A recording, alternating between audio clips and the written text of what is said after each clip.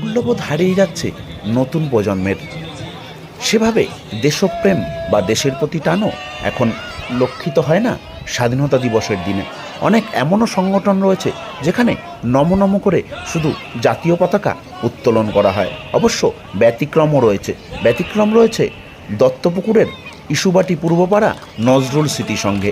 এখানে প্রতি বছরই জাঁকজমকের সঙ্গে বর্ণাঢ্য পদযাত্রা এবং বিভিন্ন অনুষ্ঠানের মধ্যে দিয়ে পালিত হয় স্বাধীনতা দিবস। আজ ছিল ৭৯তম স্বাধীনতা দিবস। সে উপলক্ষেই আজ সকাল থেকেই সেজে উঠেছিল এলাকা। কচিকাচারা সুন্দর লাল পেড়ে শাড়ি, ছোটরাও সুন্দর সুন্দর পোশাক পরে জাতীয় পতাকার রঙে সজ্জিত হয়ে বেরিয়েছিল পদযাত্রায়।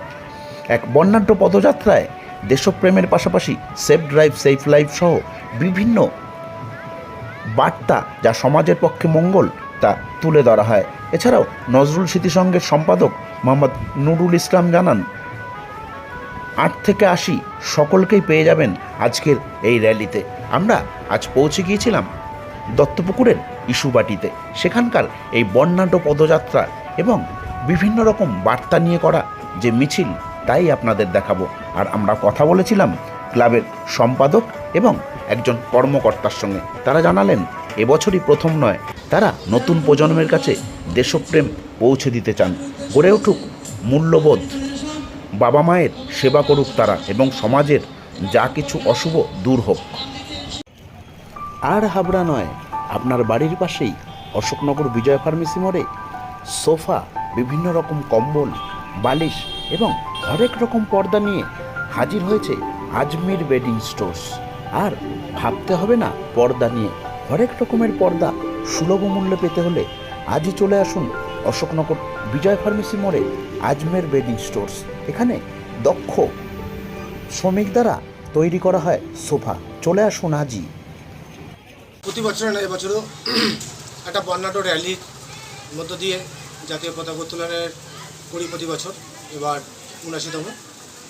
তারপর সারাদিনব্যাপী নানান ক্রীড়ানুষ্ঠান, বাচ্চাদের আমরা দুটো গ্রুপ করেছি। গ্রুপ এ ৫ থেকে ১০ বছর, যেমন খুশি তেমন বসে আঁকার প্রতিযোগিতা। তারপর গ্রুপ বি মধ্যে ১১ থেকে ১৬ বছরের মধ্যে বসে আঁকার প্রতিযোগিতা। কবিতা আবৃত্তি, দেশত্ববোধক কবিতা আবৃত্তি রেখেছি গ্রুপ এ বি দুটোই, ৫ বছর থেকে ১০ বছর, ১১ বছর থেকে ১৬ বছর। আর সাথে সাথে এটাও দেখলাম যে আপনারা যে র্যালি বার করেছেন সেখানে আপনারা সাম্প্রদায়িক কিছু একটা যেটা হয় আর কি লেখা থাকে, একই বৃন্দে দুটি কুসুম হিন্দু মুসলমান, কি বার্তা দিতে চাইলেন? আমরা বাঙালি, বাংলা আমাদের গর্ব। সেটা প্রথম আজকে বার্তা দিতে চাইলাম। আমরা ভারতবর্ষ স্বাধীনতা লাভ করেছি ১৯৪৭ সালে ঠিকই, তবে আমি ব্যক্তিগতভাবে মনে করি যেটুকু ২০১৪ সালের পর থেকে আমরা সেই স্বাধীনতা হারিয়ে ফেলেছি। বর্তমান রাজনৈতিক দিক দিয়ে আমরা চাই সর্বধর্ম সমন্বয়, হিন্দু মুসলিম জৈন শিখ ইসাই সবাই আমরা কাঁধে কাঁধ মিলিয়ে, যেমন ভারতবর্ষকে আমরা স্বাধীনতা এনে দিয়েছিলাম তেমনি আমরা মিলেমিশে থাকতে চাই। কিন্তু কোনো একটা কারণ বশত রাজনৈতিক খেলা চলছে একটা আমাদের ভারতবর্ষের মধ্যে। আজকে বাঙালির প্রতি অনেক নির্যাতন চলছে।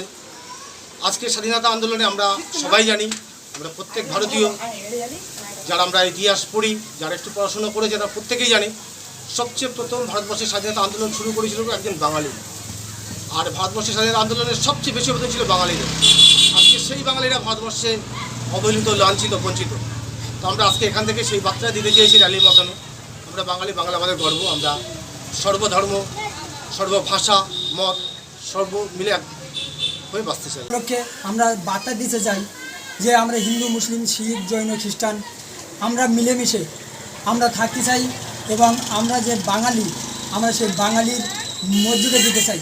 তো আমরা একটা র্যালির মধ্য দিয়ে আমরা দত্তপুকুর আমরা পরিক্রমা করেছি।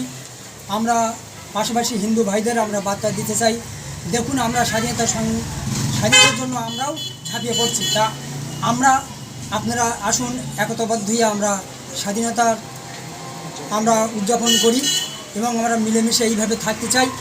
এবং আমরা এই পেছনে যে বিভিন্ন ধরনের যে রাজনৈতিক ভেদাভেদ দিয়ে আমাদেরকে দূরে সরিয়ে দিচ্ছে, যাতে করে আমরা দূরে সরিয়ে না যেতে পারি, আমরা একতাবদ্ধ হয়ে কাঁধে কাঁধ মিলে আমরা থাকতে পারি, চলতে পারি, সেই দিকে আমাদের লক্ষ্য রেখে আমরা এই স্বাধীনতা উদযাপন করি এবং করে থাকি। কিন্তু আমাদের ভারত তো স্বাধীন হয়েছিল 1947 সালে, যেখানে দাঁড়িয়ে আজকে 79তম বর্ষ উদযাপিত হচ্ছে।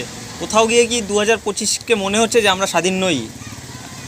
হ্যাঁ, আপনার বক্তব্যে সেরকমই মনে হচ্ছে। হ্যাঁ, একটু আমাদের মনে যেন একটু খটকা লেগে গেছে যে আমরা স্বাধীনতাটাকে যেন হারিয়ে ফেলেছি।